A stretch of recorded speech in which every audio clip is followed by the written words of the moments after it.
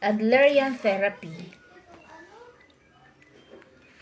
Adlerian Therapy is an evidence-based approach that can be applied successfully in the treatment of any type of psychological disorder or mental illness. It may be used in conjunction with other therapeutic approaches such as lay therapy, as it best suits the needs of individuals. Adlerian therapy is a short-term, goal-oriented, and positive psychodynamic therapy based on the theories of Alfred Adler. So it focused on feelings of inferiority versus superiority, discouragement, and a sense of belonging in the context of one's community and society at large. It focuses on the development of individuals' personality while understanding and accepting the interconnectedness of all humans. So feeling of inferiority can result in neurotic behavior, but in the right setting can also be used as motivation to strive for greater success. There are 4 stages of Adlerian therapy. Number 1 is the engagement. So in engagement, the client and the therapist begin to establish the therapeutic relationship. The relationship should consist of collaboration towards addressing the client's problem. The therapist should offer support and encouragement. So in this stage, engagement or creating a collaborative relationship with the therapist, between the therapist and the client. Assessment. The therapist works to learn more about the client's background, including early memories and family dynamics. In this part of therapy, the therapist attempts to understand how the client may have developed certain styles of thinking that are no longer helpful or adaptive for them.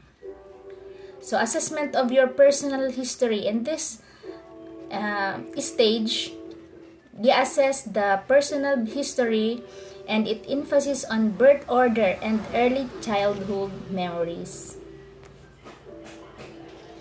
Number 3 is the insight. So the therapist offers an interpretation of the client's situation. The therapist suggests theories about how past experiences may have contributed to issues the client is currently experiencing.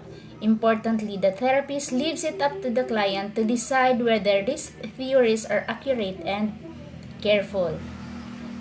So in this stage, the therapist helps to view your situation from a different perspective. And number 4, reorientation.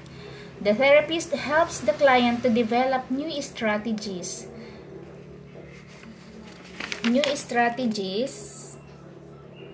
that the client can use in the daily life.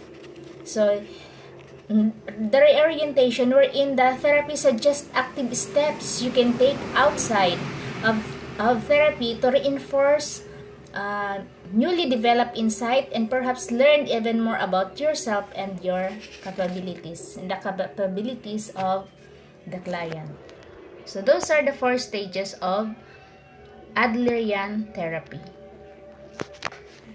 So what are the key ideas of Adlerian therapy? Number 1 is the feeling of inferiority.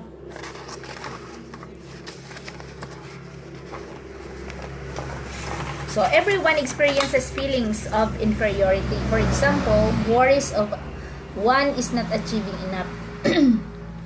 Among psychologically healthy individuals, these feelings of inferiority encourage the pursuit goals, providing motivation to strive towards self-improvement. So in other words, by developing positive ways of with feelings of inferiority, individuals can end up achieving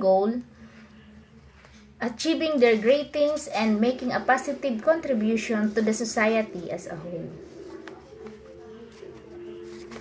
However, some individuals have difficulty coping with feelings of inferiority, which leads them to feel discouraged. Other individuals may cope with feelings of inferiority in unproductive ways, like behaving selfishly in order to feel superior to others.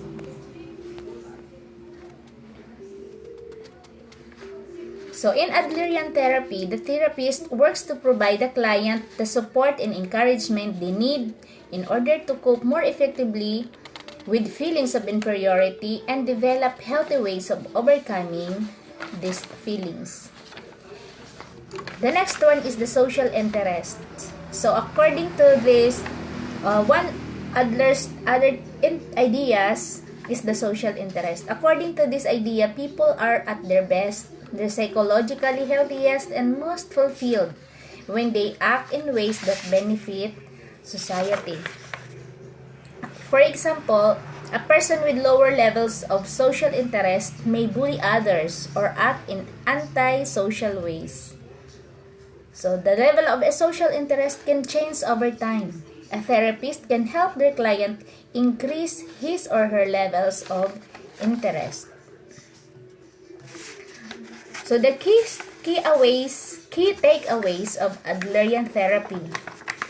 So Adlerian Therapy, known as individual therapy, it emphasizes the individual's ability to bring about positive change in his or her own life.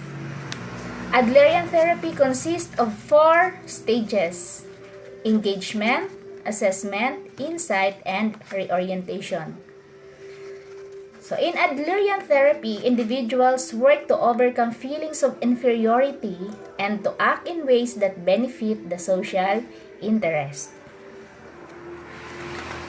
So what is Alfred Adler's life and legacy? So he was born in the suburb outside of Vienna, Austria in 1870. He started medicine at the University of Vienna, graduating in 1895. After medical school, he worked as an ophthalmologist but later decided to study psychiatry. He was Sigmund Freud's colleague, with whom he co-founded the Vienna Psychoanalytic Society. However, he later split with Freud and went on to develop his own ideas about psychiatry. He developed the approach to therapy known as individual psychology, and in 1912 he founded the Society of Individual Psychology. Today, Adler's influence can be found in numerous areas of psychology. Many of his ideas have found support in the burgeoning field of positive psychology, and his emphasis on individual social context is supported in many branches of contemporary psychology.